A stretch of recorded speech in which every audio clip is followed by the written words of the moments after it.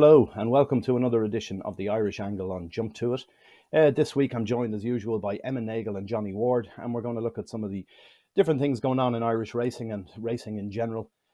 First of all, Emma has had a look at barrier trials, which took place last week in Dundalk. They're an initiative that's been going for about 3 years. Irish Horse Racing Ireland are involved in this and set it up, and there's a guy called Jeremy Green does most of the work for them on their side with Irish Thoroughbred Marketing. And Emma, you had a look at this. What did you make of them? Yeah, so the barrier trials, they've been running for a few years here in Ireland. I think they're a great initiative, to be honest. It's something that's very big in Hong Kong and Australia. It's a great information. Like, it gives a lot of information to punters, to trainers, to owners. You can see the horse in a real life setting on the track without, putting them through the full pace of a race. So, yeah, no, it was a strong turnout on Tuesday. Joseph O'Brien was definitely the he was the main target there. He had 21 runners out of 10 in 10 races. He won 5 of the heats, and he had a few impressive performers. It was a good turnout. There's a few horses impressed big time. In the past, like, you've seen some good horses coming out of the barrier trials, so you'd hope you'll see the same again. Like we saw, Joseph had that good horse who won the national stakes, came out of a barrier trial in Dundalk. The idea behind them is actually to sell to out foreign, but to be honest, in the past we've seen more so that they actually continue to stay racing in Ireland. So it's interesting to see where they'll go on from here. Yeah, Joseph, he certainly dominated last year as well at those barrier tribes. I remember he won 7 out of 10, I think, at one stage in one of them. Some other ones, Yeah. some other trainers have taken to it as well. I think Sheila Lavery did very well at them the last sessions as well last year. I don't think she'd a whole lot this time. But any particular horses come out of it that you'd pinpoint as something that you think will win on the track soon? Yeah, a few of Joseph's. Well, to be honest, the fillies really shone for me. There was a good few 2-year-old fillies won, even against the Colts. They came out on top. Joseph had a few that were very impressive. It'll be interesting to see now. A lot of them actually have an American connection. They'd be owned partly by Americans, maybe. So it'll be interesting to see which one of those will head to Saratoga, because he did hint that a couple of the winners could head over. So in the first, he had a very impressive filly of Mind. She's an American bred filly. She's owned by American. The name escapes me now, but she was very impressive. She jumped smartly. Like, it was a real trend with Joseph's runners over the course of the day. They were all very, very professional.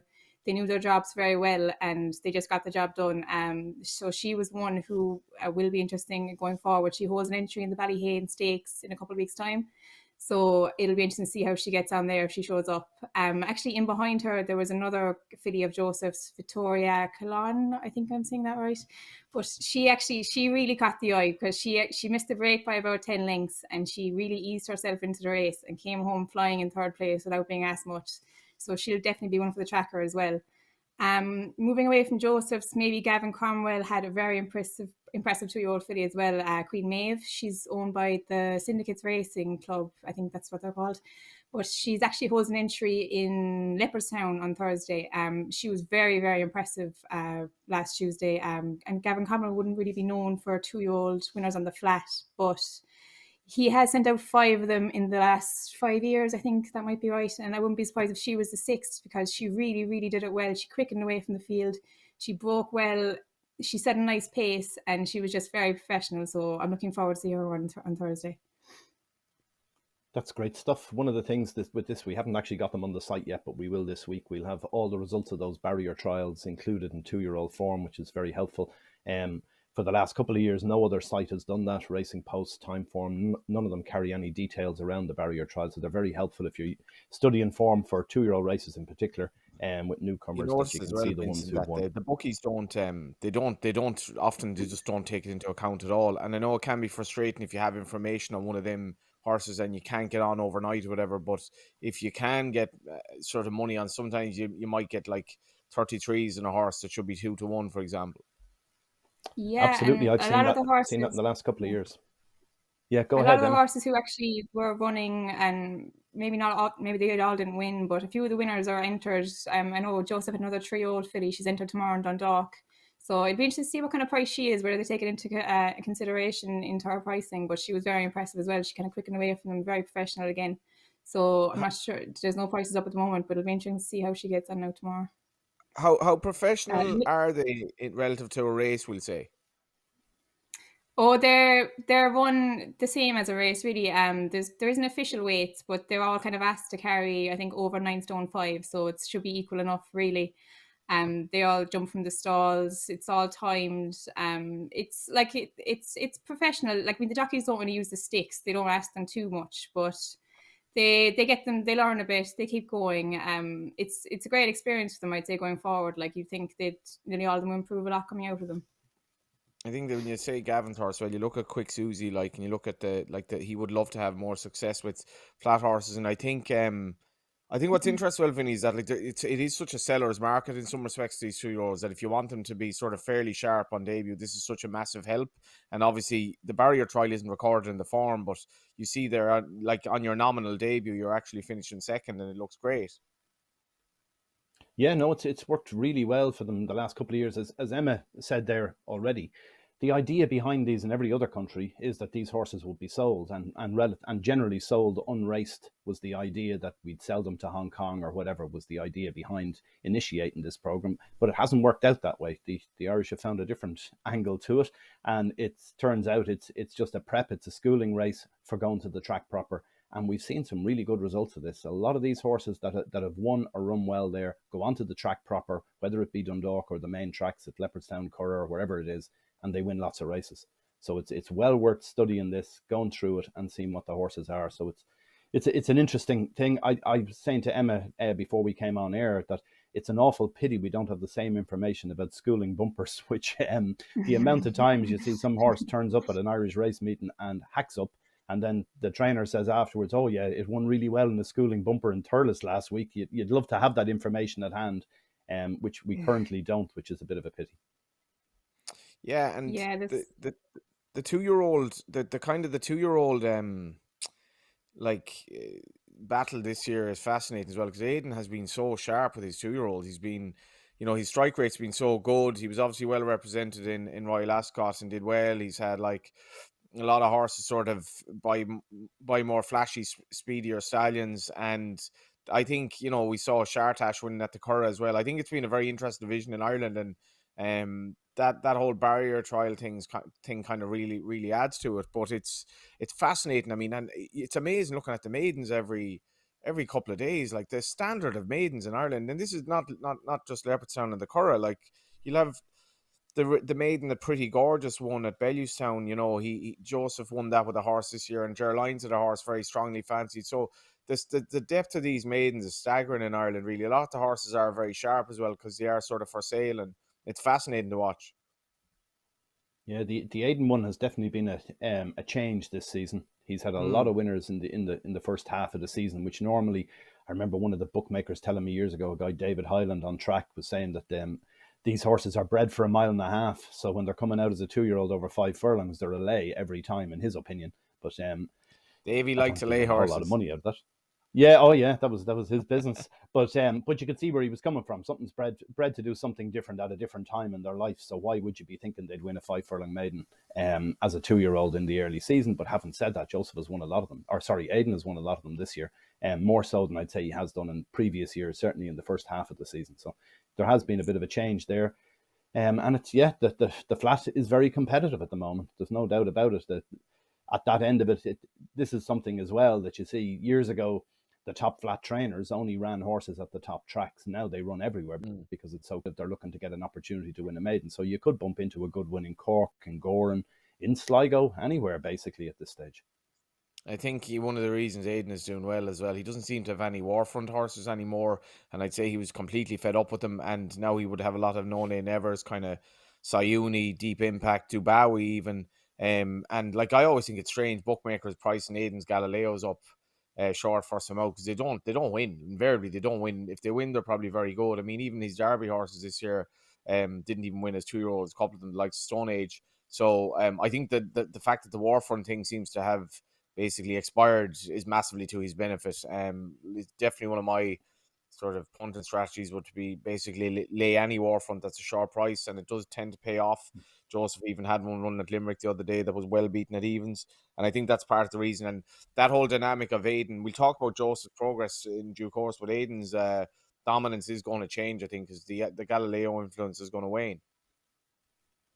Yeah, well, that's the next thing we're going to talk about is Joseph O'Brien. And Johnny, you've been looking at the rise of Joseph O'Brien. The 29-year-old is taking it on all fronts at the minute, and now he's about to head to the States. That's the next plan in the global strategy of taking over the world of horse racing. Yeah, so it was staggering for me that Joseph had only his first Royal Ascot winner with State Arrest, obviously, which, I mean, considering where he's come to in Ireland, I think he's 29 at the moment, Joseph. But in terms of winning Melbourne Cups with sort of 3-year-olds and breaking the mold and being a dual purpose trainer who had just an incredible number of horses. And as Emma spoke about there, even at the barrier trials now, he has all these horses. But before we get to the satellite yard, which I think is fascinating, if you look at his stats this year, on turf and Dundalk, for example, or just the two of them added on. So it's not technically the sort of the start of the flat season, but the start of the actual calendar year.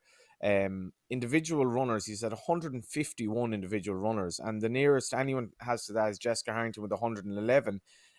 But he's 37% winners to runners, which is very good considering the amount of runners he's had. 56 individual winners.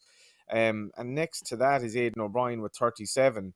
And you have some big names there that wouldn't have anywhere near the amount of winners that he's had. Dermot Well has had 6 winners this season, for example, and Joseph has had 56. So if you're looking at the actual, that's individual winners. So then he's had 60 wins altogether, and that's from 337 runners, which again is far, far more than anyone else. And Jessica Harrington is next in 263.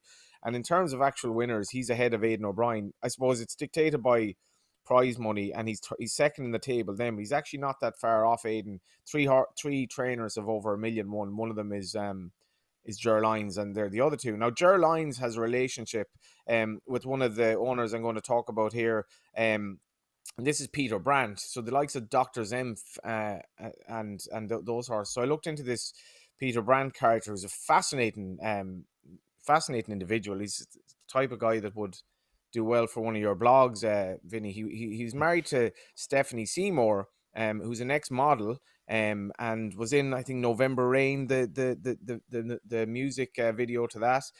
So I think they may be divorced now, but he went out of racing for many years, and he came back in 2016.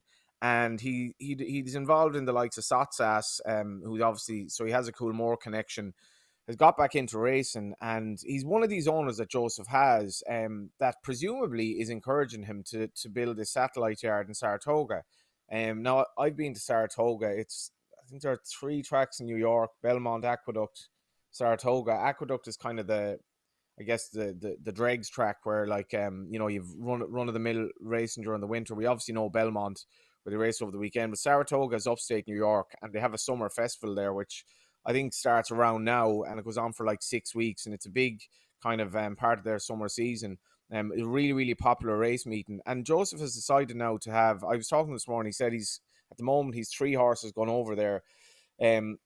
So they can target these races. One of the 2-year-olds he has is a horse by Air Force Blue, who's American bred. Air Force Blue is obviously one of these warfront horses who is based over in the US, and I imagine he's trying to sort of test the waters. He's going to send some staff over there. I'm not sure how many, but he will need staff on track. And obviously everyone in the States, they train their horse on track. Sometimes they'll go from East Coast to West Coast depending on the season, but you train your horse to track, so it's fairly straightforward.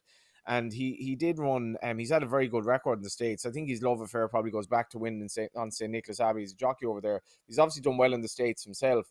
Now, this is breaking new ground. You said to me, Vinny, it's not the first time this has happened from an Irish trainer, but I've never heard of it before. To me, it's completely logical. You base the horses over there, see how they acclimatise. A lot of them would be American bred, so you can probably mix around with dirt and grass as well. So at the moment, he's going to send 3 over for that Saratoga meet. Probably see how he does. Prize money is obviously very good over there. Possibly, create, a low-ranking stallion potentially, and also I think just put his name out there, because his hunger for world dominance to me seems to be unsatiable really. And to me, he's going to pass out Aidan. It's just a question of when. So it's fascinating to see how it's going to work out. He has a couple of American owners, obviously. A couple of them are already sort of involved in Coolmore, and I think it'll pique our interest in some of these Saturday night meets to see how his horse is going, Saratoga. Yeah, there's one precedent for this before that I know of. There may be others, but Paddy Slater back in the 50s, 60s, 70s, he used to have a satellite yard during the summer months in the UK. And I know an old mate of mine who died last year, Frank Ennis, who was a trainer himself in later years. As a kid, he looked after that satellite yard for a couple of seasons over there and had some great tales to tell of some of the gambles landed and everything else in the time he was over there in the UK. So what surprises me is that no one else has done this in the intervening years. Like there must be had been an opportunity for the likes of Aidan O'Brien to do it at some stage, particularly in the UK. You also had on the national hunt front, Gordon Elliott. What did he have? 3 winners in Perth yesterday. He's runners in Scotland every other day. You'd think he'd easily have a satellite yard. And then Willie Mullins nearly won the Trainers Championship in the UK last season with a handful of runners. If he'd had a satellite yard, he definitely would have won it, you would think. So it just seems interesting that no one else has done this before Joseph, and it really is. It's an interesting departure. Yeah, I think as well the horses with sort of American pedigrees are definitely a lot of them are just actually more suited to run over there. You could run them on dirt as well, and I think just the logistics of it. If you can tell a couple of your staff like that they've basically a working holiday in the States and trust them to do the job rather than the logistics of sending horses over and in the plane, like, which I imagine it does take a little bit out of them, but I'd say it's sort of trial and error. And I mean he just does seem to think outside the box a lot. I'm staggered by his numbers. I'm not surprised at all what Emma was saying about his numbers at the barrier trials, because he just seems to have an insatiable appetite to do exceptionally well as a trainer. And I think this will give him a lot of publicity as well. If he does well over there, he's going to get more owners, and I guess that's what he's looking for. He's obviously very privileged to have the connection of Coolmore and without really having achieved anything as a trainer. Ditto at Dundalk, but at the same time you have to build on that from there. And it's funny, we're going back to the future here because he's obviously training from Pilltown where this sort of all began. And I mean, how long more will Aidan even be the dominant trainer in Ireland? I honestly could see in 10 years that Joseph will be the one. Yeah, it's beginning to head in that direction, isn't it? That's what we're beginning to see. Emma, you were saying to me he's only got 6 stables in Saratoga that he can use at the moment. I don't know whether that can be changed. Yeah, I think he was granted 6 stalls. I presume it might be hard to get more. It's probably a pretty ideal spot. But yeah, I think he has 3 of them confirmed. I think Johnny was saying. I read that somewhere, but I think he was saying a few of the barrier trials horses might head over as well, so it'll be interesting. He obviously can't send them all, but I'm sure he'll send 2 or 3 of them anyway. Yeah, one thing I'm not sure of is what are the rules and regulations about a satellite yard, because there's no precedent for this in recent years. So does he have to appear there at some point in time during the season, or can he just do it all remotely on Zoom? I think he said he would be over there a bit. He did From say what I that, was yeah. reading. Yeah. But I suppose the closest thing you get to it would be when a lot of English and Irish trainers send horses to Dubai for the summer or the winter. I suppose it's kind of close to a satellite yard, is it? I don't know. They would probably don't all go over, but they'd send over maybe a travelling head lad and someone who'll manage the operation. So I'm sure he'll send over someone good with them and who he trusts to mind keep it all ticking over. Yeah, well, he's done it before with the Melbourne Cup as well, and the Caulfield Cup and all the rest of it in Australia, where Yeah. he's had horses out there for several months. So he's definitely done that before, but this seems different because this is going to be a permanent fixture, and I presume he will switch and change. If he only has 6 stables, he'll switch and change the 6 horses in and out all the time. So he could be running dozens of different horses Yeah. through a season. Yeah, so it's definitely something to watch Yeah, you'd out for. imagine And we so. had Yep. Sorry, there's a slight delay on this call, which is the issue with that. But the other thing is that if we look at last weekend, we had in New York we had the Belmont Oaks and Derby, and I thought it was somewhat interesting that Joseph had a runner Agartha in the Oaks, and his father Aidan at Concert Hall. They got the 2 worst stalls. 9 and 10 out of 10 runners, so that didn't help Concert Hall. Certainly, I don't know about Agartha; she probably wasn't up to that level anyway. And then in the Derby at Belmont, you had 13 runners, and Stonehenge drew the outside stall again, which probably ruined the chance of Stonehenge. So you'd wonder, was that a slight shot across the bows to the Irish to say, listen, you're coming over here, but it's not going to be all plain sailing when you get here. Maybe there's nothing more to it, but it just seems a bit of a coincidence that they drew the worst stalls in both of those races. The funny thing What? from that race as well was Classic Causeway winning. I think he was like Yeah. 3-year-old by Giant's Causeway. So I think he was one of literally a handful that the Giant was able to produce later on in his career as a stallion. Like one of the I think maybe 3 or 4 horses on the ground from that Yeah. crop, and I ends think up winning 4, at yeah. like a massive prize. It was his final crop, wasn't it? His last Mm. 4. Some Yeah. boy. He was a And big then price, wasn't he? 25 to 1. Yeah, he was, and like so Godolphin in the second. In fairness, Stone Age, the way you're talking, was probably the moral winner of the race. Vinny, in terms of like, but again, it's interesting. I think they targeted that race with Bolshoi Ballet, and I like it's probably just a reflection that Aidan knows that his colts aren't amazingly good, that they're going over for that kind of race. You're still talking about 400 grand and a possible stallion career if you win it. Yeah. yeah, I didn't think Frankie gave Nations Pride the best ride, to be honest. He kind of stopped his headway turning into the straight. Now maybe that's a bit harsh, but Frankie, he just looks a bit weak in the finish in his latter years, doesn't he? Or is just Wow, me? that's a big call. I don't know. Like he's obviously, like Ryan was probably caught a bit further back than he wanted to be. Obviously, he had a very hard job, but he made a massive move coming around the final bend, and he kind of pushed Frankie out of the way, and he said he was going to make his move. But I thought Stone Age ran well considering the draw, but Nations Pride I thought maybe was a small bit unlucky. poor old Frankie's getting a lot of stick lately. The other thing with that is that Johnny was saying about horses traveling over and back from the likes of the States or whatever, and whatever effect that may have on them. The other thing is Ryan Moore. He goes and rides the Oaks and Derby on the Saturday night. Then he's back in France on Sunday to win on Tenebrism, which was interesting for Aidan, a horse that had run in the Guineas and didn't look like it stayed the trip. So they dropped it back to 7 and it wins in France. Definitely there's a future for Tenebrism wherever she goes next. And then the other big thing from last week that we might just wrap up on is the Newmarket July meeting. There was some very interesting stuff there, some high-class racing. I thought there were a couple of things to take out of it. From an Irish angle, Jamie Spencer gave, bless him, a cracking ride. He really is very good on those hold-up horses when he won the Bunbury Cup. The other one was we saw the Sangster colours back in the winner's enclosure with Isaac Shelby winning the Superlative Stakes of Group 2. And then the other big thing was the big sprint, the July Cup on Saturday. We had alcohol free, which I thought was great for Rob Hornby. He was after getting jocked off Westover after finishing placed in the Epsom Derby. So Colin Keane took the ride in the Irish Derby, but Rob Hornby went and rode 2 Group 1 winners in the space of 24 hours over there. He'd alcohol free in the big one on Saturday, and he rode Prosperous Voyage to beat Frankie on Inspiral the previous day. And then the other thing for me, I don't know what your points are or what you think of this is, the big sprint, the July Cup with 3 Irish runners in it, and they finished in 3 of the last 4 places in it. With Romantic Proposal was 10th, Cadamasto 12th, Twilight Jet 13th. Our Irish sprinters really aren't up to the grade, are they?